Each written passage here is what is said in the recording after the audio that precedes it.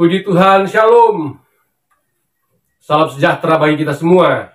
Kembali lagi berjumpa dengan saya, Pastor Heron Malingkas. Kembali lagi saya akan menyampaikan akan firman Tuhan. Akan tetapi sebelumnya, saya ajak kita semua berdoa sejenak. Kita berdoa. Segala puji dan syukur kami kembalikan kepadamu Bapa di surga. Pada saat ini, Tuhan lagi mempercayakan hamba-Mu untuk memberitakan firman Tuhan.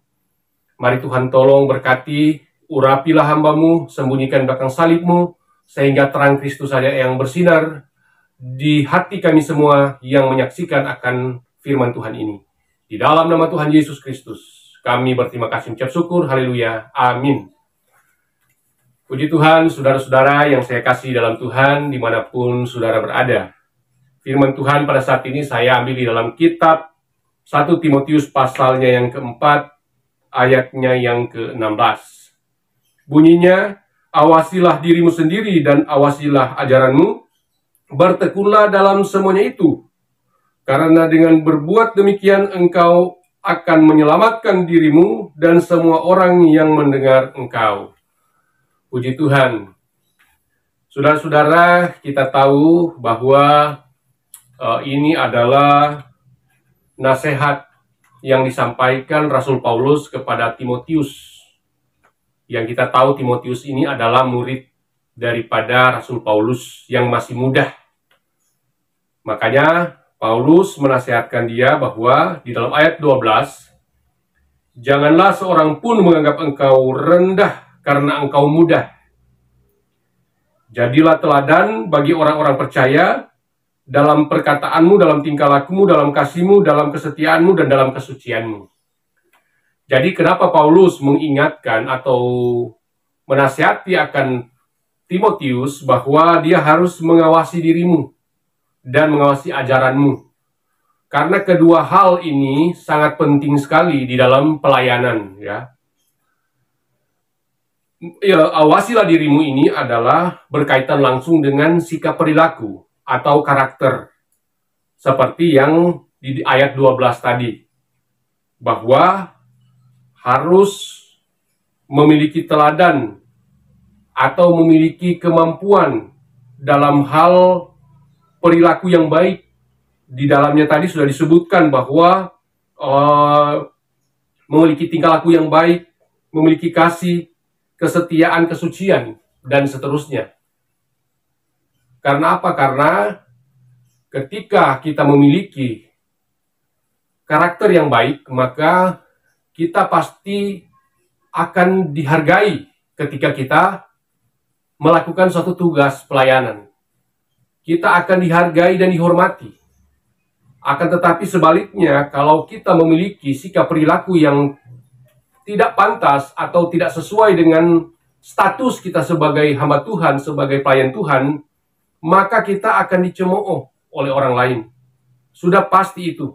Kita akan tertolak karena kita tidak menjaga, mengawasi dirimu, sehingga kita tidak dapat mencerminkan sebagai anak Tuhan, sebagai hamba Tuhan. Akan tetapi jelas sekali bahwa Rasul Paulus menghendaki agar supaya Timotius ini yang masih muda, agar supaya dia terus memberikan teladan yang baik, seperti di ayat 12. Memberikan teladan yang baik bagi banyak orang, agar supaya banyak orang dapat terselamatkan. Banyak jiwa-jiwa yang akan bertobat dan diselamatkan karena pelayanan yang dilakukan oleh Timotius yang masih muda ini. Kemudian kedua adalah dia harus mengawasi ajaranmu. Kenapa demikian? Karena memang pada zaman itu banyak ajaran-ajaran sesat yang beredar. Ayat 3, mereka itu melarang orang kawin, melarang orang makan makanan yang diciptakan Allah, supaya dengan pengucapan syukur orang yang percaya dan yang telah mengenal kebenaran. Jadi disinilah letaknya kenapa Paulus mengatakan bahwa awasilah akan ajaranmu. Karena banyak beredar akan ajaran-ajaran sesat Yang pertama juga tentu saja adalah ingatlah akan dirimu, yang berbicara tentang menjaga sikap, mulai dari perkataan, pikiran, dan perbuatan, serta tingkah laku. Ya, karena dengan berbuat demikian, maka firman Tuhan katakan, di dalam 2 Timotius pasal yang keempat, ayat yang kelima disebutkan, tetapi kuasailah dirimu dalam segala hal, sabarlah menderita, lakukanlah pekerjaan-pekerjaan Injil, dan tunaikanlah tugas pelayanmu. Jadi ini juga selaras atau senada dengan apa yang dikatakan oleh Rasul Paulus di dalam 1 Korintus pasalnya yang ke-9, ayatnya yang ke-27, bahwa tetapi aku melatih tubuhku dan menguasai seluruhnya, supaya setelah memberitakan Injil kepada orang lain, jangan aku sendiri ditolak. Jadi ini yang dimaksud dengan ketika kita menjaga akan karakter kita, sikap perilaku yang baik, maka ketika kita menyampaikan Injil, ketika kita hadir di tengah-tengah publik untuk menyampaikan firman Tuhan, maka kita tidak tertolak. Kita akan dihargai dan dihormati. Firman Tuhan yang kita sampaikan akan diterima dengan baik. Karena apa? Karena publik atau banyak orang lain akan melihat. Pertama, mereka akan melihat akan sikap kita, perilaku kita, karakter kita yang baik. Ketika kita menyampaikan akan firman Tuhan. Karena dalam firman Tuhan itu, firman Tuhan katakan di dalamnya mengandung, karena firman Tuhan atau tulisan yang diilhamkan oleh Allah itu bermanfaat untuk mengajar, untuk menyatakan kesalahan, untuk memperbaiki kelakuan, untuk mendidik orang dalam kebenaran.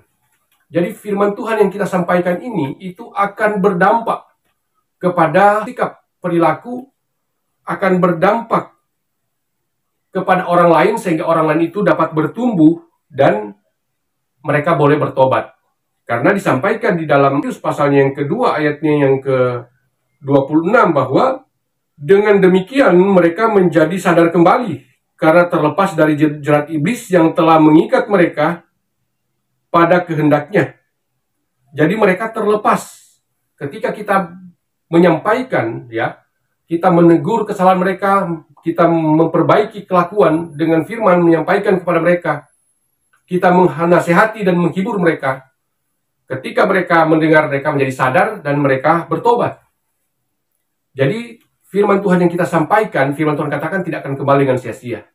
Karena apa? Karena kita menjaga diri kita. Ya, dua hal ini ketika ini kita jalani secara bersamaan, yaitu kita memiliki suatu perilaku, suatu karakter yang baik, dan juga kita menguasai akan ajaran kita, kita menjadi menguasai, kita mahir atau kita memiliki kemampuan untuk menguasai akan firman Tuhan, maka itulah yang akan membuat pelayanan kita berhasil dan beruntung. Jadi kita harus ingat akan diri kita, ingat akan sikap perilaku kita ketika kita hendak melakukan tugas pelayanan. Kemudian kedua, kita harus memiliki integritas atau kita memiliki karakter yang baik, sikap perilaku yang baik. Kemudian ketiga adalah kita tetap bertekun, ya. Dengan ketekunan ini maka akan membawa banyak jiwa-jiwa yang datang kepada Tuhan. Ya, disebutkan di dalam pembacaan awal kita tadi, bertekunlah dalam semuanya itu, karena dengan berbuat demikian engkau akan menyelamatkan dirimu dan semua orang yang mendengar engkau. Jadi baik kita sendiri akan terselamatkan, dan juga orang yang kita layani, mereka juga akan terselamatkan. Mereka akan mengerti dan memahami tentang kebenaran. Saya sebagai, atau kita sebagai pemberita, akan juga mengerti dan memahami akan kebenaran firman Tuhan itu. Itulah yang akan membuat kita berkenan di hadapan Tuhan. Kita melakukan perintah, ketetapan, aturan-aturan firman. Karena wajib bagi saya dan saudara, bagi orang yang percaya, bagi kita sebagai hamba Tuhan, anak Tuhan, untuk menjaga agar supaya kebenaran ini tetap utuh. Oleh sebab itu, disampaikan oleh Paulus kepada Timotius, masih di dalam kitab Timotius ini, di dalam 2 Timotius pasalnya yang 1 Timotius pasal 3 ayat yang ke-14, tetapi hendaklah engkau tetap berpegang kepada kebenaran ini yang telah engkau terima dan engkau yakini, dengan selalu mengingat orang yang telah mengajarkan kepadamu. Kita harus tetap berpegang kepada kebenaran yang telah kita terima dan kita yakini. Artinya, kita harus menjaga akan kebenaran itu supaya jangan sampai kebenaran itu terkontaminasi dengan ajaran-ajaran sesat, dengan ajaran-ajaran kepalsuan manusia. Karena memang saat ini sudah beredar, ya, bahkan pun gencar pengajaran-pengajaran atau tafsiran-tafsiran yang sesat tentang firman Tuhan. Jadi kalau kita tidak memiliki dasar iman yang kuat, maka kita akan mudah terpengaruh. Sama seperti pada saat dimana menyampaikan akan nasihat kepada Timotius, pada zaman itu sangat banyak orang yang terjebak dan tersesat oleh ajaran-ajaran palsu. Dalam 2 Timotius pasal 4 ayatnya yang ketiga, bahwa karena akan datang waktunya orang-orang tidak dapat lagi menerima ajaran sehat, tetapi mereka akan mengumpulkan guru-guru menurut kehendaknya untuk memuaskan keinginan-keinginannya. Mereka akan memalingkan telinga daripada kebenaran dan membukanya bagi dongeng. Jadi itulah. Dan saat ini, kalau kita lihat zaman sekarang, ini terjadi. Terjadi seperti zaman pada saat Rasul Paulus memberikan nasihat kepada Timotius. Dan bahkan pun saat ini, lebih lagi dahsyat. Kekuatannya itu berlipat kali ganda daripada zaman dulu. Sekarang penyesatan terus merajalela di mana-mana. Bahkan pun saat ini dengan kekuatan media sosial, ajaran-ajaran sesat, ya, kepalsuan-kepalsuan, para pendusta, para pembohong, ya, mereka terdiri dari orang-orang yang menebarkan kesesatan tentang Injil. Marak terjadi saat ini. Dan menyeret juga banyak orang-orang terjebak dan tertipu dan mengikuti akan ajaran sesat mereka.